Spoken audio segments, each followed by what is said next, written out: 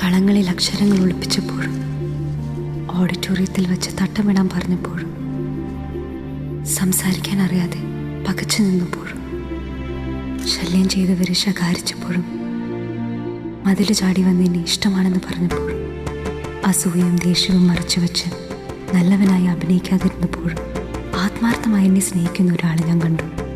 അയാളുടെ ജാതി, മതം, ജീവിതം, ചുറ്റുപാട് ഒന്നും എനിക്കറിയില്ല. പക്ഷെ മരിച്ചുപോയ എൻ്റെ ഉമ്മയ്ക്ക് ശേഷം സ്നേഹം കൊണ്ട് സ്വാധീനിച്ച മറ്റാരും എൻ്റെ ജീവിതത്തിൽ ഉണ്ടായിട്ടില്ല.